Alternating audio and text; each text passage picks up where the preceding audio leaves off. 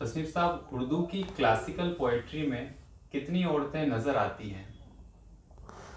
देखिए, उर्दू की classical poetry में औरत का ज़िक्र करें अगर, तो इसके लिए आपको समझना पड़ेगा कि इससे पहले इसका बैकग्राउंड, मतलब जो सोशल बैकग्राउंड है वो क्या था। औरत उस सोसाइटी में आप जब जाके देखते हैं तो गायब है। किस तरह गायब है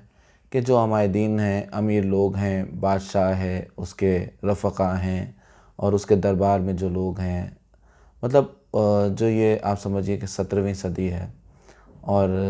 इसमें पूरा आप ये मंज़र देखते हैं कि साहब इसमें औरतें, ज़्यादातर खूबसूरत औरतें जो हैं उनको तो जो है वो बादशाह या तो ख़ुद ब्याह लेते थे या तो उनके जो मुसाहिबीन होते थे, जो उनके भी बड़ी बड़ी पोस्टों पे जो लोग हुआ करते थे दरबार में, वो सब जो है वो ज़्यादातर शादी कर लिया करते थे। इस हवाले से मुरक़्क़ा दहली नाम की किताब में एक वाक़या भी लिखा है कि जब नादिर शाह यहाँ दिल्ली आया, मोहम्मद शाह रंगीले के ज़माने में उसने हमला किया था, तो एक साहब से पूछा जो बादशाह के बड़े करीबी थे कि भाई तुम्हारी कितनी बीवियाँ हैं? तो उन्होंने बताया कि कुछ 895 बीवियाँ हैं। तो उसने कहा कि नादिर शाह ने कहा भाई एक काम करो कि 105 बीवियाँ इनको और दे दो और मनसब हज़ारी पूरा हो जाएगा इस तरह। तो ये मजाक में उसने कहा था 100, मतलब आप सोचिए ये एक इम्पॉसिबल सी बात है कि एक आदमी के पास इतनी सारी औरतें। तो सोसाइटी एक तरह से डिसबैलेंस हो जाती है। सोसाइटी में औरतें नहीं हैं, औरतें जो हैं वो नज़र नहीं आ रही हैं, तो औरत एक किस्म की फ़ैंटेसी बन गई है। अव्वल तो मतलब ये पर्दे का ज़िक्र तो खैर बहुत ज़्यादा मोहम्मद शाह रंगीले के ज़माने में ही मोहम्मद तकी ख़याल ने बोस्तान ख़याल नाम की जो का वो किताब लिखी, उसमें उन्होंने ये बात कही कि मुसलमान तो मुसलमान, ख़ुद हिंदू औरतें जो हैं वो पर्दा करती थीं और बड़ा पर्दा उनका बेहद सख्त हुआ करता था। तो ये जो पूरा एक सिलसिला है, अब उसके रूट्स कुछ भी हों और ये कुछ भी हो कि भाई वो पर्दा कैसे इतना ज़्यादा सख्त हुआ और सोसाइटी से औरत कैसे गायब हुई, लेकिन इसमें ये ज़रूर नज़र आता है कि साहब इसमें जो है वो जब औरत एक किस्म की या तो फैंटेसी बन जाएगी और हकीकी औरत नज़र नहीं आ रही है, तो जो औरत है, एक तरफ वो औरत है जो सिर्फ़ आपको तस्वीरों में नज़र आती है, जो सिर्फ़ पेंटिंग्स में नज़र आती है, जो सिर्फ़ आपको जुरत जैसे शायरों के कलाम में, बहादुर शाह ज़फ़र के कलाम में कहीं कहीं नज़र आ जाती है, जिसके सीने का ज़िक्र है, उसके खूबसूरती का ज़िक्र है और इतनी आइडियल खूबसूरती का ज़िक्र है कि साहब वो मालूम होता है कि एक है। तो ये जो एक औरत है वो एक बड़ी मतलब एक फैंटेसाइज़ किया हुआ है इसको बहुत ज़्यादा। ये औरत असल में है नहीं, ये वो औरत है जो हर इंसान के दिमाग में आला जमालियाती तौर पे जो एक औरत मौजूद रहती है हमेशा, वो औरत जो है वो शायरी में नज़र आती है। अब ये होता है कि साहब उस औरत के गायब होने से मिर्ज़ा अब्दुल क़ादिर बेदिल जो थे, उन्होंने मतलब लिखा था उस ज़माने में कि ये जो पूरा शहर है, ये एक तरह से दिल्ली शहर के बारे में उन्होंने ज़िक्र किया था कि नामर्दों की सोसाइटी कहा था इसको। और क्यों कहा था? क्योंकि नामर्दों की सोसाइटी, उन्होंने कोई ऐसा नहीं था कि नामर्द किसी एक ख़ास उसके लिए इस्तेमाल किया था। बात यह है कि ये सोसाइटी वाक़ई ऐसी हो गई थी कि यहाँ औरत चूँकि गायब हो चुकी थी, तो ज़्यादातर क्या होता था कि मर्द जो थे वो बाज़ारों में, उनमें बाकायदा ये शुरू हो गया था सिलसिला कि उनमें मर्द जो हैं वो चूड़ीदार पजामा और जंपर डाल के और बाकायदा एक दुपट्टा लेके और उसी तरह के मतलब तरीक़ों से घूमा करते थे शहर में, जिस तरह से औरतें घूमती हैं। तो वो औरतों की कमी को इस तरह से दूर करने के लिए एक ये सिलसिला शुरू हो गया था। तो क्लासिकल शायरी पे भी ज़ाहिर है उसका असर पड़ा। उसमें आपको देखिए अव्वल तो औरत नज़र नहीं आएगी, उसमें जो ज़िक्र नज़र आता है, जिसकी तारीफ़ नज़र आती है, वो है एक अमरद, यानी कि एक ऐसा लड़का जिसकी मूँछें भी ना फूटी हों या फूट रही हों, बड़ा खूबसूरत सा जवान लड़का जिसको फ़ारसी में मोहबचा भी कहा जाता है, जो साक़ी का जो मेटाफर है वो यूज़ होता है उसके लिए, यानी कि वो जो शराब पिलाने का काम करते थे कभी ईरान में, वो उस पूरी फैंटेसी के साथ उर्दू शायरी में जो है अब मतलब पूरी तरीके से वो मौजूद हुए और उसका इतना ज़्यादा असर हुआ कि अमृत परस्ती यानी बॉय लव जो है मतलब एक तरह से पूरी ये सोसाइटी जो है वो पीडोफिलिक हो गई और ये पूरी तरीके से इसमें इतने ज़्यादा गर्क हो गए। मीर साहब के यहाँ ज़ाहिर है कि तेली के लड़के का और धोबी के लड़के का और अत्तार के लौंडे का, इन सब का ज़िक्र आपको ख़ुद उनके यहाँ मिल जाता है, बाकी शायरों के यहाँ भी मिल जाता है। और इसमें बाहम हुआ करे हैं दिन रात नीचे ऊपर, ये नर्म शान लौंडे हैं मखमल दुखाबा मीर का शेर है। और इस तरह के न जाने कितने अशार हैं, ज़ाहिर है बहुत सारे लोगों ने दरियाफ़्त भी किए हैं, आप पढ़ भी सकते हैं अगर उनका कलाम आप गौर से पढ़ें। तो क्लासिकल शायरी में आपको एक तरफ तो या तो उस लड़के की तारीफ़ मिलेगी, दूसरी तरफ आपको ये जो सादा का लफ्ज़ है, ये सादा का लफ्ज़ असल में सादा लुग़त में उसी के लिए इस्तेमाल होता था जिस लड़के की मूँछें भी ना फूटी हों, तो वो उस लड़के की तारीफ़ में ज़्यादातर शायरी होती थी। दूसरी तरफ जो औरत की तारीफ़ है भी, तो मैंने आपको बताया है कि वो औरत जो मौजूद नहीं है, तो जुरत वग़ैरह के कलाम में, मुसफ़ी वग़ैरह के कलाम में वो मौजूद नहीं है, तो उस तरह की औरत का ज़िक्र जो एक हवाई किस्म की औरत है, तो उसके मसाइल का कहीं ज़िक्र नहीं है, उसके उन वजूदी मसाइल का, उसके उस वजूद का, उसके तमाम जो एक ज़नाना जो पूरे मामलात होते हैं, एक नफ्सियात होती है, ज़नाना नफ्सियात होती है, उसका कहीं ज़िक्र नहीं है। तो ये पूरी क्लासिकल शायरी गायब है उससे। मतलब आपको ख़ास तौर पे गज़ल की शायरी में आपको ज़ाहिर है कसीदे तो बादशाहों की तारीफ़ में होते थे, तो वो तो उससे ही खारिज हो गए। मसनवी में ज़्यादातर चटखारे के लिए औरत इस्तेमाल होती थी कि साहब ये है कि भाई मज़ा ले लिया कहानी में, कहीं औरत को सेक्स करवा दिया, कहीं कुछ करवा दिया, तो ये इसलिए इस्तेमाल होती थी। अब ले दे के आपके यहाँ साहब शहर आशों में उसकी गुंजाइश नहीं है, तो ले दे के गज़ल बजती थी आपके यहाँ। अब गज़ल में जो है वो ज़ाहिर है आप उसके साथ यही कर सकते थे कि अगर आपने औरत का ज़िक्र किया भी तो उसके हुस्न की तारीफ़ कर दी। अब चूँकि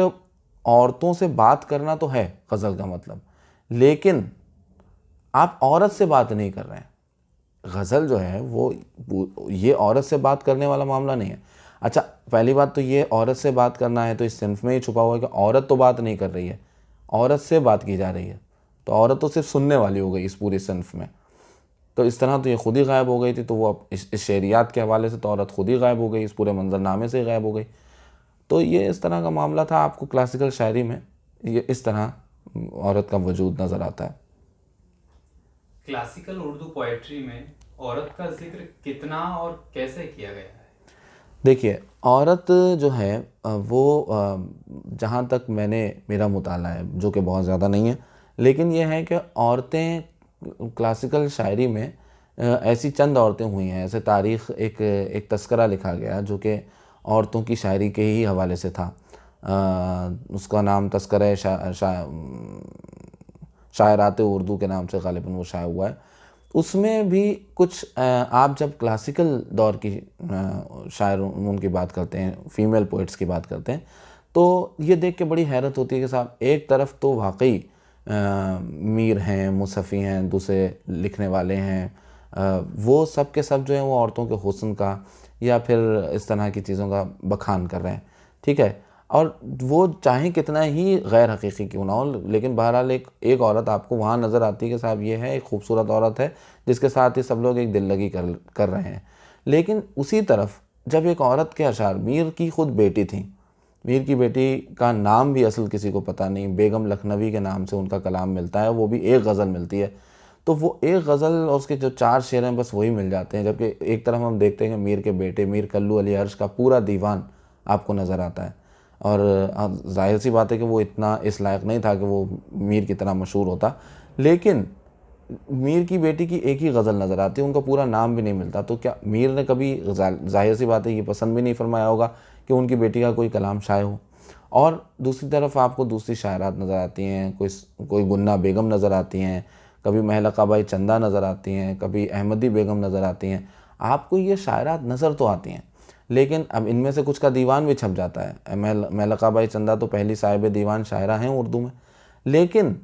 इसके बावजूद जब आप उनका टोन, उनका जो शेर शायरी का टोन है, जो लहजा है और उनका जो उसलूब है, जो एक्सेंट है, वो पूरा मर्दाना है। उनके जो मज़ामीन हैं, जो उनके टॉपिक्स हैं, वो पूरे वही हैं जो गज़ल की शेरियात के, यानी गज़ल जो है वो पूरे के पूरे उस शायरी में कहीं आपको इक्का दुक्का भी ऐसे शेर नहीं मिलेंगे जो औरत के वजूद पर बात करते हो, जबकि उनको खुद एक औरत लिख रही है।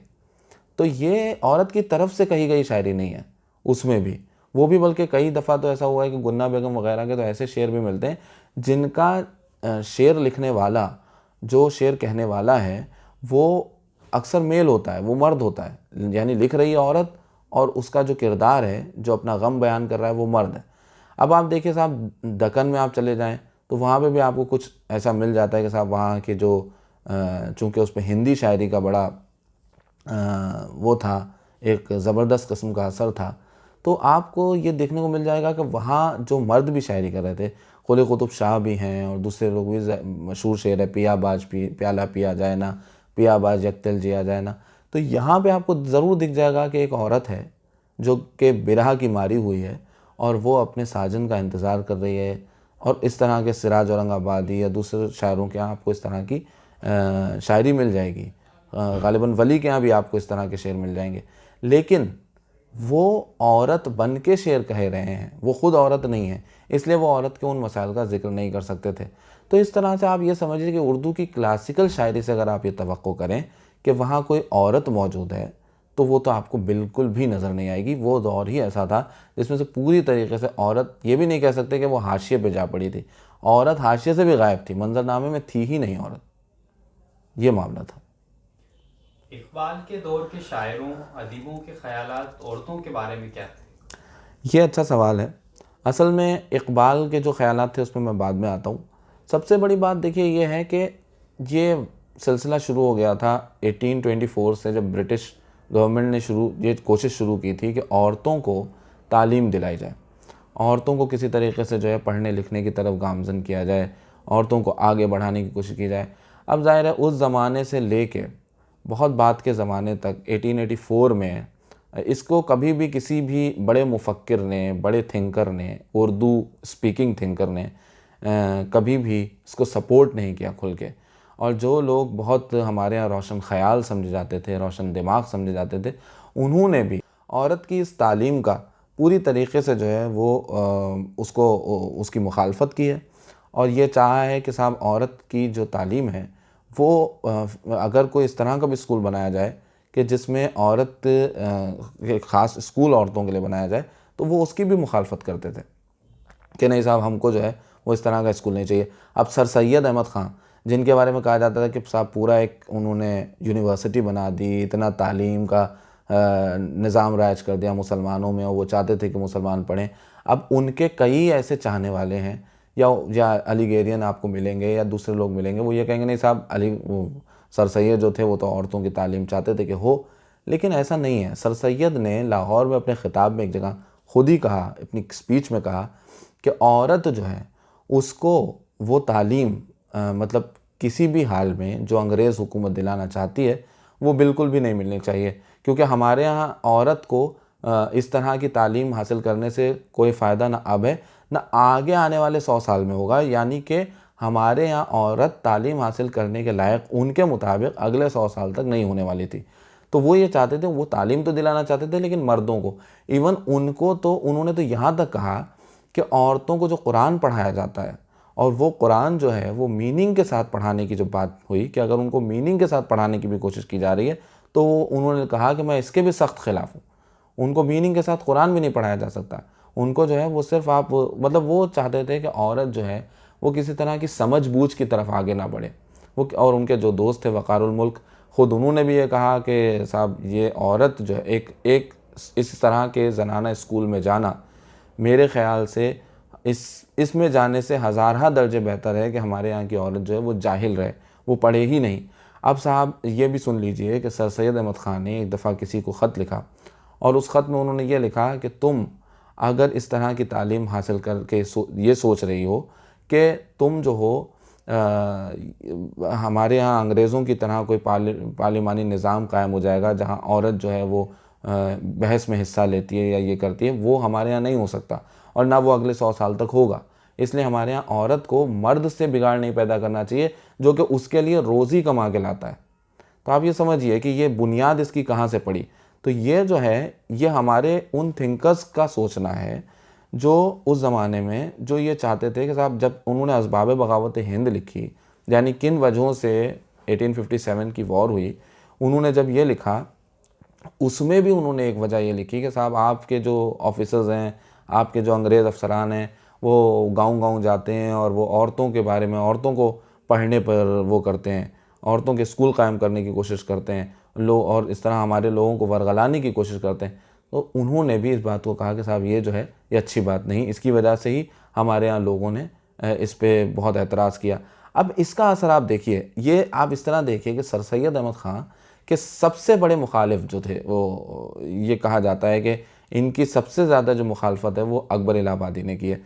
क्योंकि सर सैयद अहमद ख़ान जो हैं वो अंग्रेज़ों की मदद से, अंग्रेज़ हुकूमत की मदद से एक स्कूल कायम करना चाहते थे, एक यूनिवर्सिटी कायम करना चाहते थे जो कि मुसलमानों को तालीम दे। इस बात के सबसे ज़्यादा ख़िलाफ़ कौन थे? एक ऐसे बैरिस्टर साहब जिनको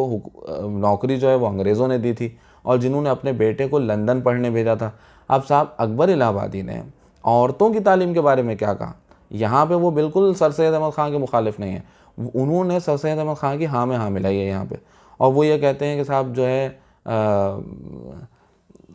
उनसे जब बेगम ने स्कूल उनसे तो बेगम ने बस स्कूल की ही बात की, ये ना बतलाया कहाँ रखी है रोटी रात की। तो इस तरह के उन्होंने शेर कहे। और वो मशहूर उनका क़िता है, बेपर्दा कल मिली मुझे अकबर की बेटियाँ,